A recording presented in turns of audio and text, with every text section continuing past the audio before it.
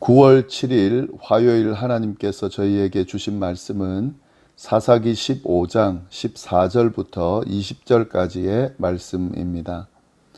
삼손이 레히의 이름에 블레셋 사람들이 그에게로 마주 나가며 소리 지를 때 여호와의 영이 삼손에게 갑자기 임하심에 그의 팔 위에 밧줄이 불탄 삼과 같이 그의 결박되었던 손에서 떨어진지라.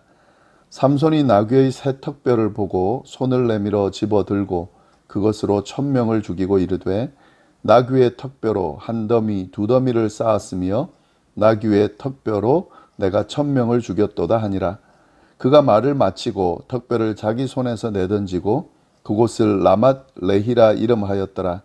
삼손이 심히 목이 말라 여호와께 부르짖어 이르되 주께서 종의 손을 통하여 이 큰 구원을 베푸셨사오나 내가 이제 목말라 죽어서 할례 받지 못한 자들의 손에서 떨어지겠나이다 하니 하나님이 레히에서 한 우묵한 곳을 터뜨리시니 거기서 물이 솟아 나오는지라.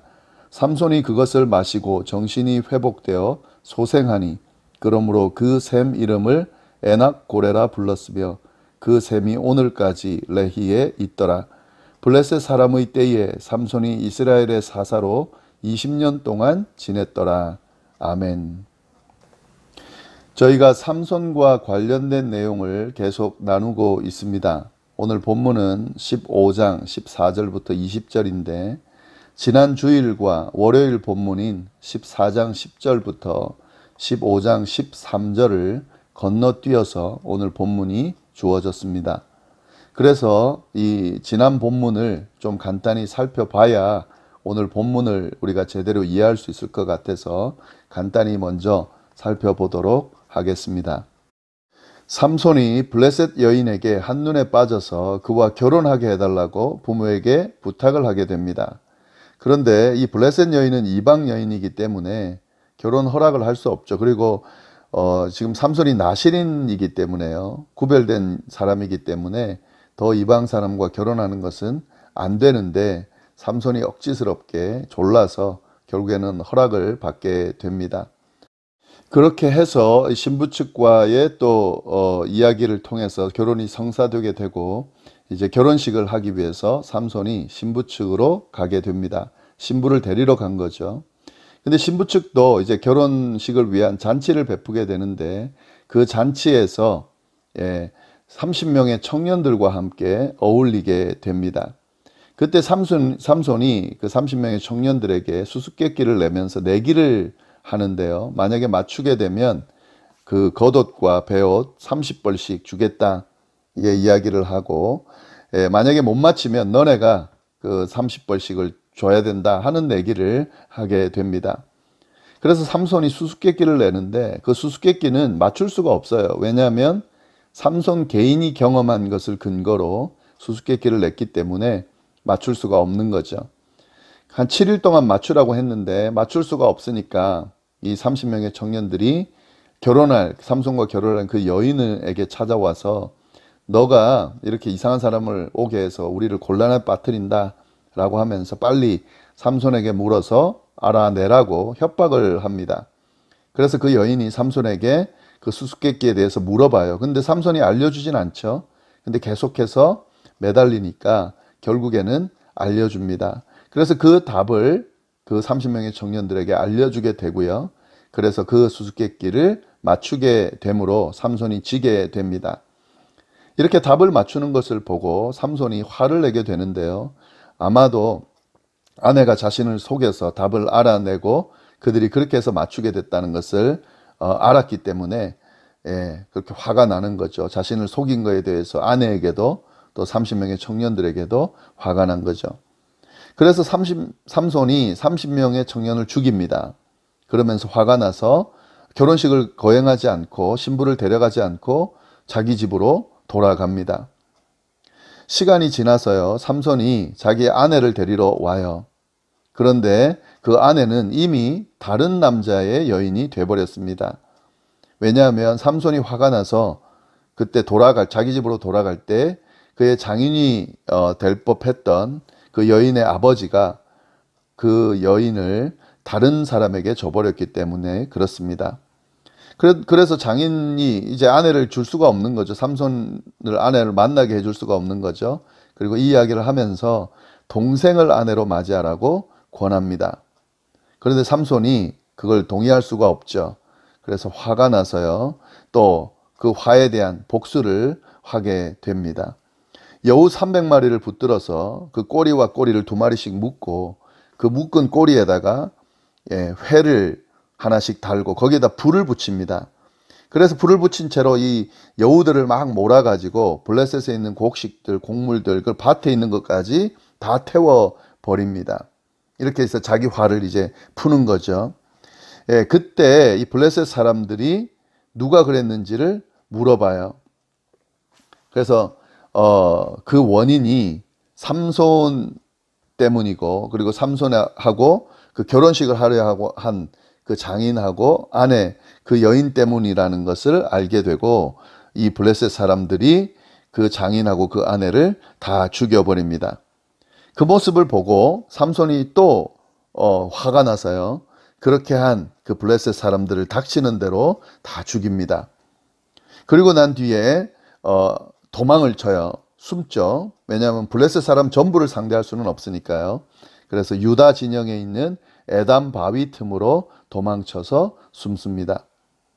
이 사실을 듣고 이제 블레셋 사람들이 또 삼손을 잡기 위해서 유다로 쫓아와요.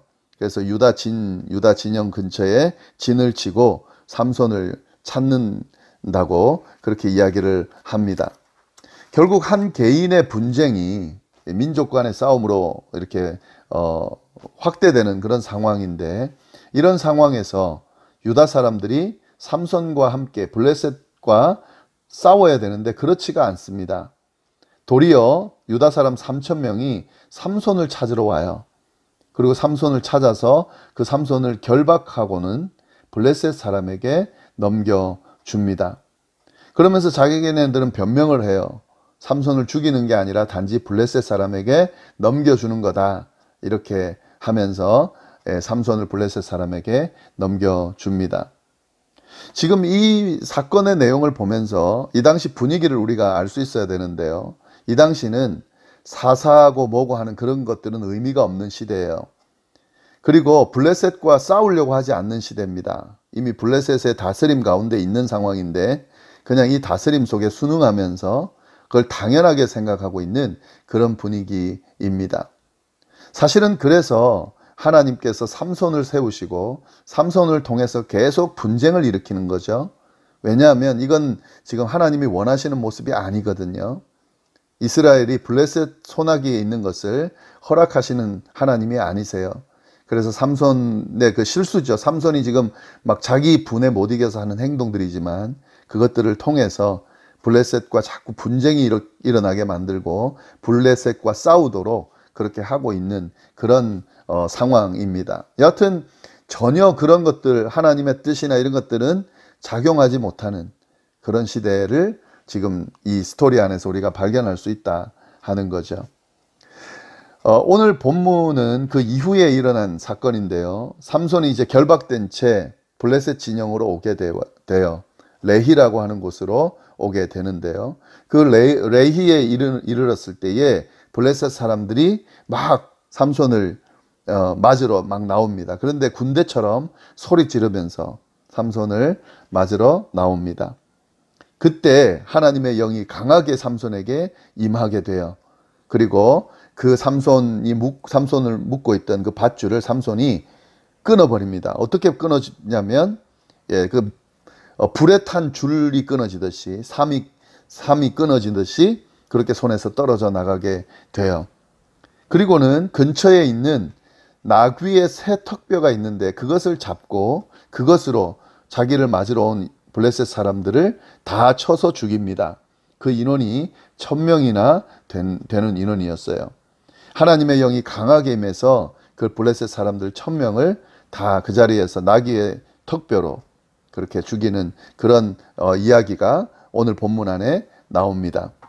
이렇게 이기게 된 삼손이 그 승리를 자축하면서 노래를 부르는데요. 16절 이렇게 이야기를 합니다. 나귀의 턱뼈로 한 더미 두 더미를 쌓았으며 나귀의 턱뼈로 내가 1000명을 죽였도다 하니라. 삼손이 그렇게 해서 1000명을 블레셋과의 싸움에서 이기고 이렇게 승리를 선언하는 내용이 나옵니다. 그런데 우리가 여기서 잘 봐야 되는 것은 삼손의 이 승리를 자축하는 이 내용을 가만히 보면 어디에도 하나님이 승리로 이끌게 하셨다는 고백이 없습니다. 분명히 성경은 하나님의 영이 강하게 그에게 임해서 이 힘을 발휘했다고 이야기하고 있는데도 삼손은 그렇게 생각하지 않고 있습니다. 내가 나귀의 턱뼈로 1000명을 죽였다. 그러니까 자기가 힘이 있어서 그렇게 이겼다. 예, 그렇게 지금 고백하고 있는 거죠. 이것이 지금 삼손의 모습이기도 합니다. 삼손은 구별되고 선택된 나실인임에도 불구하고 그리고 이스라엘을 블레셋의 압제에서 구원할 자라고 분명히 그가 태어나기 전부터 그의 부모에게 그렇게 구별됨으로 그렇게 알려줬음에도 불구하고 어디에도 삼손은 그런 모습이 보이지 않습니다. 결국 자기가 화가 나서 그 화풀이하는 상대로 블레셋을 지금 죽이고 있는 것이지 이스라엘을 구원하려고 하는 그런 모습은 어디에도 없습니다. 하나님이 자기를 돕고 계시다는 것, 그리고 이스라엘을 구원하기 위해서 삼손을 사용하고 있다는 것도 전혀 깨닫지 못하고 삼손이 지금 계속해서 이런 사건들을 일으키고 있다 하는 거죠.